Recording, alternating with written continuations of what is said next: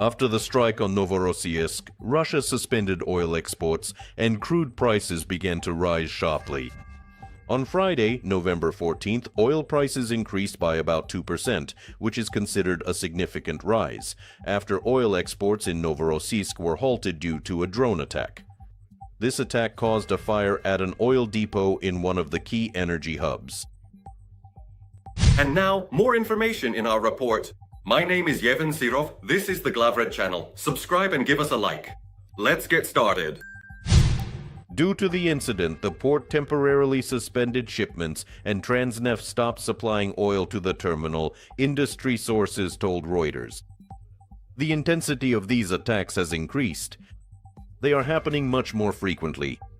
Eventually, they might hit a facility, which would cause prolonged disruptions, noted UBS analyst Giovanni Stanovo.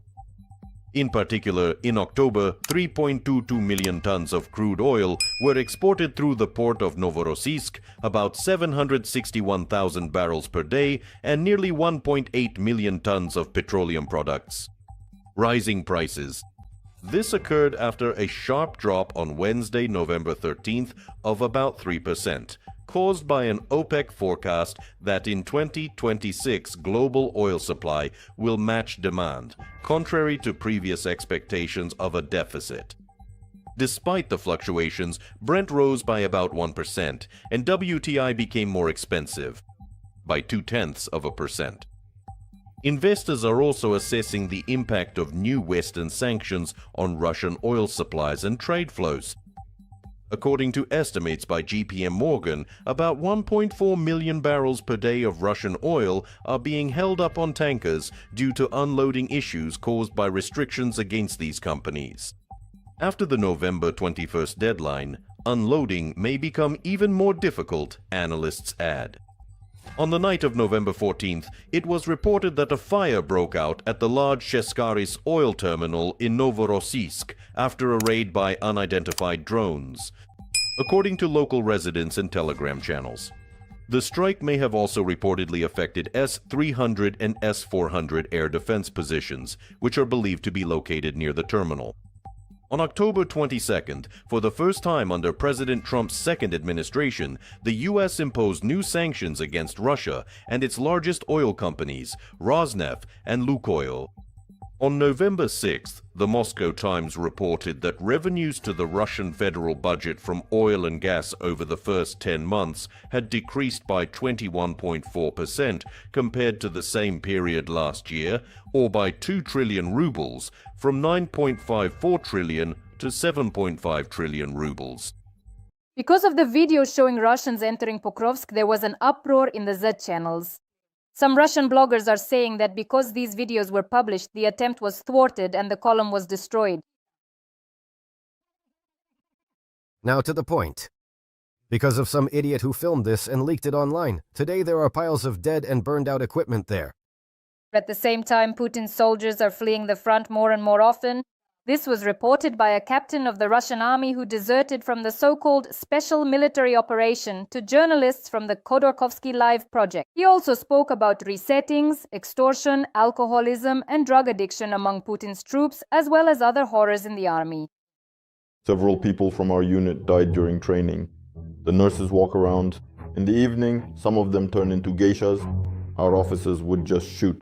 If someone didn't give the pin code, he would shoot him. According to him, only riffraff are fighting in Ukraine, criminals and people with addictions. It's already clear that people are simply being sent into a meat grinder. Putin continues to throw people into the furnace of war. In grueling battles, Russian forces are trying to isolate and encircle Hulyapol in the Zaporizhzhia region. They are using infiltration tactics and striking supply routes, according to the Institute for the Study of War. At the same time, Ukrainian President Volodymyr Zelensky arrived at the front in the Zaporizhzhia region, in the Orikhiv direction, in great detail. We discussed today with the commanders what is needed to strengthen our positions and how to provide more forces in this direction. It's an important direction. I am grateful for the complete information about the specific difficulties here in the Zaporizhzhia region. He visited the command post of the 65th Separate Mechanized Brigade Veliki Lu, which, as part of the 17th Corps, is holding the defense in this direction, as well as the soldiers of the 128th Separate Mountain Assault Brigade who are defending Stepnohirsk. Oleksandr Musiienko, serviceman of the Territorial Defense Forces of the Armed Forces of Ukraine, head of the Center for Military Legal Studies. He is with us in the studio today. Mr. Oleksandr, welcome. Thank you. And that says it all. So more than 300 Russians are currently in Pokrovsk. This was reported by the 7th Corps of the Air Assault Forces. According to the military, the occupiers have intensified their efforts to infiltrate the city, and their goal remains unchanged, to reach the northern outskirts of Pokrovsk and then attempt to encircle entire agglomerations. In turn, Ukrainian defenders continue to detect and destroy enemy groups in urban areas, even under conditions of low visibility. Friends, and we have a few more important points to add. In particular, President Volodymyr Zelensky literally held a meeting with Commander-in-Chief Oleksandr Syrsky this evening. And as noted in the post by the head of the Ukrainian state, the greatest attention is currently being paid to the Pokrovsk direction and Zaporizhzhia region, where the Russians are increasing the number and scale of their assaults. And another very important and interesting point, they discussed with the Commander-in-Chief the preparation of our deep strikes, specific directions and expected results. Ukrainian long-range sanctions must be in effect every day, and this is being achieved. We will talk about this as well. Mr. Oleksandr, for now I suggest we focus on what is happening on the line of contact. In particular, this video, which is still being discussed there. But the story already has a continuation. I mean, this particular kind of Russian advance taking place under the fog in the area of Pokrovsk really stands out. Under the fog, that's absolutely right. They are trying to take advantage of the weather conditions because, as you understand, there are technical difficulties for drone operations. Precisely at the moment when these weather conditions worsen. This applies to our drones as well as to the enemy's drones. In the same way, they also somewhat reduce their activity. Because right now, if we take Pokrovsk in that direction, it is characterized by the fact that enemy infantry groups are operating there, but also a significant number of drones are concentrated on our side, which are destroying the enemy as well as on the enemy's side. As for that column, I assume that many of them did not live to see the moment to re-watch this video, and the videos that come in by the evening already testify to this. And maybe there, in some historical newsreels.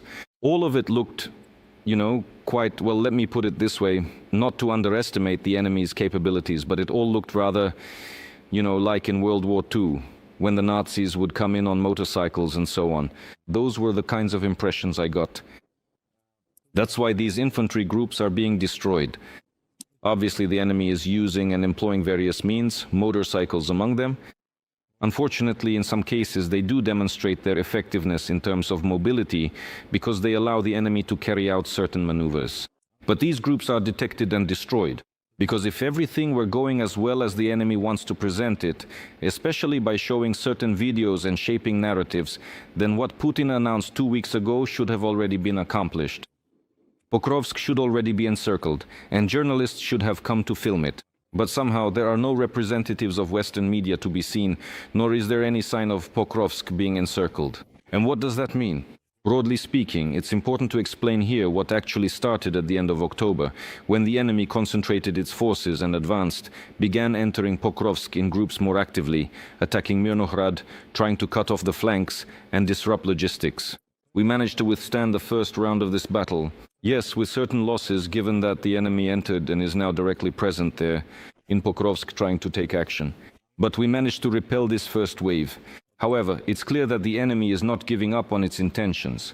They will continue to carry out offensive actions. While this first wave and the enemy onslaught were underway, Ukraine's defense forces managed to deploy reinforcements, essentially to be able to operate, including under the difficult conditions in Pokrovsk. There, Special Operations Forces and special units of the main intelligence directorate are operating, as well as assault regiments of the Armed Forces of Ukraine and the brigades of the armed forces that are stationed in this direction, among others. In addition, certain rotation measures were successfully carried out. This is also very important, and logistics have been restored with certain specifics and nuances, but it is happening. None of what the enemy claimed has actually happened. However, the situation is further complicated by the following. It is clear that now the enemy will essentially launch another wave towards Mirnohrad and Pokrovsk. There is an understanding of this, and our units are countering as best they can. In addition, the Russian forces have basically decided, somewhat predictably, according to their old approach, their doctrine and tactics are not that complicated. Wherever they had success, that's where they try to build on it. And in fact, what they are doing in the Pokrovsk direction is a consequence of their actions earlier in Avdiivka. And so, as they thought back then, we broke through, and in about a year and a half, they advanced up to 40 kilometers. This is the movement of Russian troops. And this year, by the way, the enemy actually had perhaps their greatest successes not in the Pokrovsk direction. It was in the Novopavlivka direction, where unfortunately the enemy managed to advance. This is exactly at the junction of three regions: Donetsk, Zaporizhia, and Dnipropetrovsk. We are now seeing a situation where the enemy has advanced and achieved certain tactical successes, taking advantage of the fact that they are using the cover of weather conditions, and drones are not always able to detect and destroy them in time. But the weather will also change, and accordingly, the actions of our units will change as well in order to slow down this advance. And the enemy is trying to stretch the front line somewhat for us, so that we have to extend our defense. We understand that. That is, certain units that were operating, including in the Novopavlivka direction, were redeployed, some of them to the Pokrovsk area, specifically to hold back the enemy, and they managed to do so there. The enemy is trying to advance here, and we are maneuvering. That is why, for us, the concept of these assault troops as such is very important. It's not just about assaults, it's about an operational reserve that shouldn't be committed to battle within specific time frames, but rather kept in the rear, waiting and preparing to be rapidly deployed to certain locations as needed, like now, when we need them in Zaporizhia because of the situation there. Today, our defense forces are also taking other factors into account. In particular, increasing the number of unmanned systems units is our priority.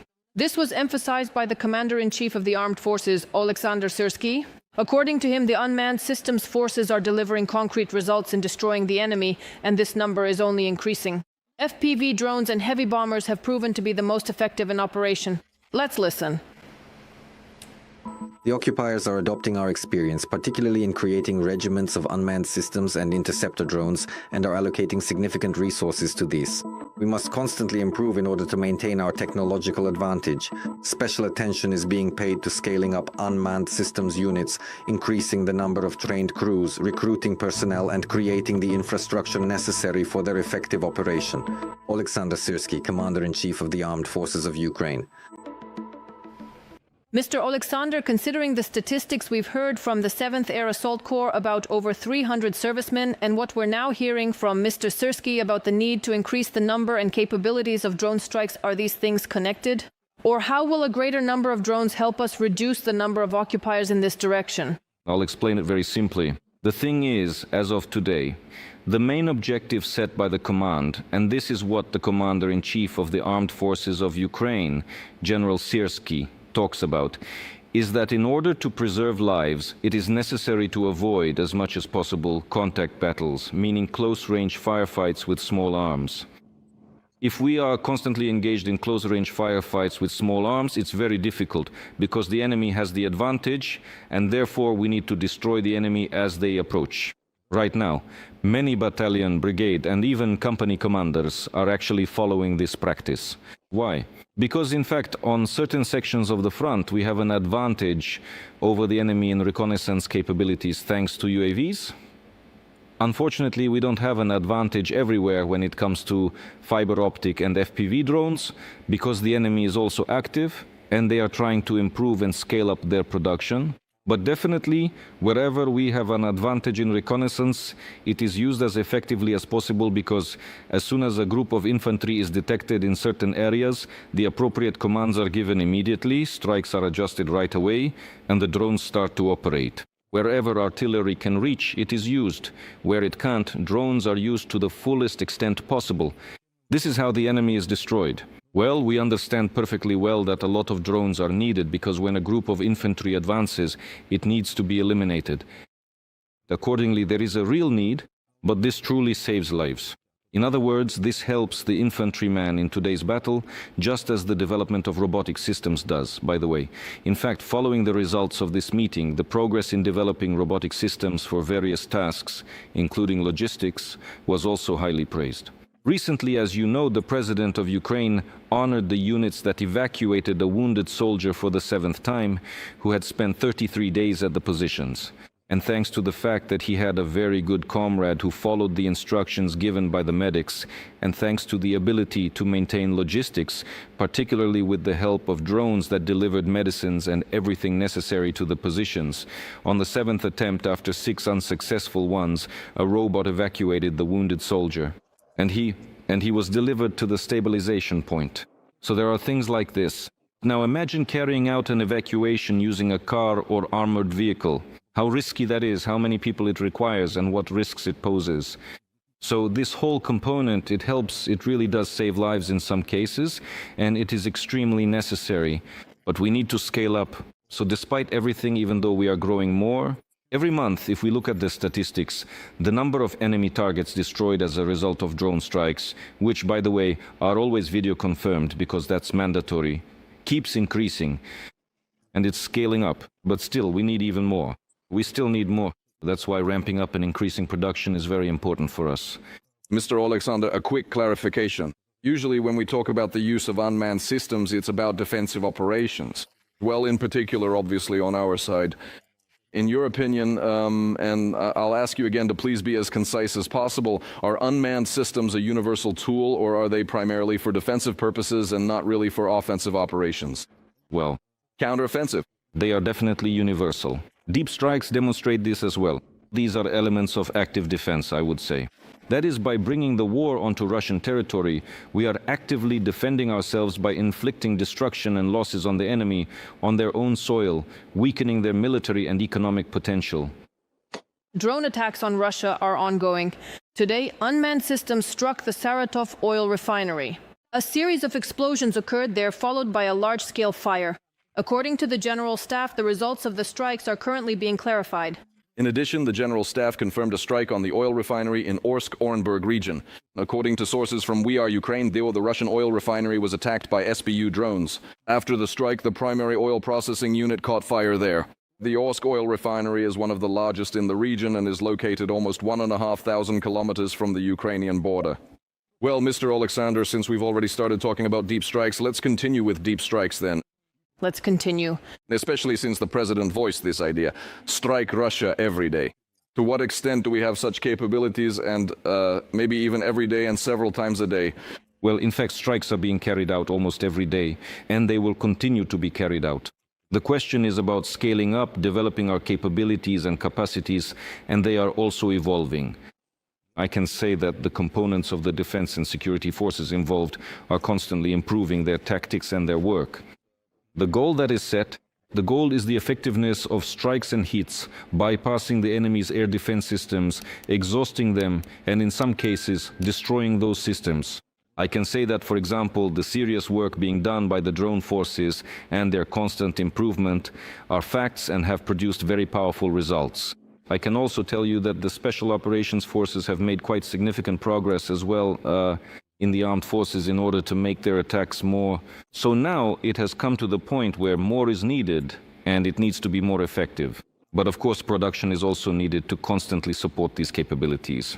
But yes, I think that all the real tools needed to carry out these attacks are already being used in practice. It's just that, unfortunately, not everything always goes successfully, not everything always reaches its target as we would like. But I would also like to draw attention to another very important trend. What we are seeing, including, for example, in Moscow, the fact that covert plans are being activated there and so on, airfields are being closed, and so forth. Just a few months ago, I want to remind you, it was very difficult to get through the air defense around Moscow. There is a layered system there. There were significant difficulties with this. Now we see that the Moscow region is gradually, and even Moscow itself, what does this mean? This demonstrates our effectiveness, the growth of our capabilities. And the fact that they are also without power has already been confirmed by Russian media. Meanwhile, Russia is testing Europe's resilience. That is why it is using its drones. This is the opinion of the President of Ukraine, Volodymyr Zelensky. According to him, the occupiers deliberately violated the airspace of European countries as they wanted to test their readiness to respond to threats. Europe is afraid of the word escalation, and Europeans always think that any response on their part is an escalation. But I believe, on the contrary, that Russia does not respect weakness. Any intellectual responses, and those are exactly the kinds of responses Europe gives, are seen as weakness by Russia. Violations of European airspace in various countries by drones, all of these are tests. All these drone attacks by Putin are tests to see what they are capable of. Volodymyr Zelensky, President of Ukraine. On the one hand, it's about testing the readiness of European countries, but on the other, it's about not being afraid to offer some resistance. So what exactly is Putin testing here? What does he want to feel out? Well, among other things, as the president of Ukraine points out, Russia really is testing readiness. Russia is testing... There is a whole range of reasons here. Because on the one hand, strategically, Russia is destabilizing the security system in Europe. They are testing how prepared European countries are for this type of threat, like drones, how well their doctrines and military strategies are adapted to countering unmanned aerial vehicles and modern warfare. This is exactly what we are seeing now in the example of Russian aggression against Ukraine. In addition, Russia always tries to undermine the unity of Europeans and the unity of NATO in this way. They are not succeeding in this because, as you can see, Britain still responded to Belgium's call to share its experience and even provide military units that will help protect the airspace over Belgian territory. There are countries that still say that the drones are probably Russian. They don't state this 100%, they don't claim it for certain. There are those who see everything as it really is. But I'll tell you, pay attention to the situation that happened there. There was a kind of lull when United States reconnaissance planes were flying over the Baltic Sea. And what kind of coincidence is that? The US sends up aircraft, they're flying, and at that moment nothing happens. No cables are damaged, no drones take off, and that's because Russian drones are launched from ships. That's the first point. And the second is about the Baltic Sea. You have to understand that these are major threats to Europe from within, because a significant number of these drones are likely being launched from the territory of European Union countries. And what does that mean? It means that somewhere there is a certain agent network, which either for Russian money or for other reasons, is trying to actually expand these networks. And well, listen, if we're talking about an airbase where US nuclear weapons and aircraft might be stored, and drones can fly over it twice a week, that's a serious warning sign. Of course, they need to be shot down. Thank you, Mr. Oleksandr. Thank you. Oleksandr Musiienko, a serviceman of the Territorial Defense Forces of the Armed Forces of Ukraine and head of the Center for Military Legal Studies, was in the studio of the National Marathon today. Thank you.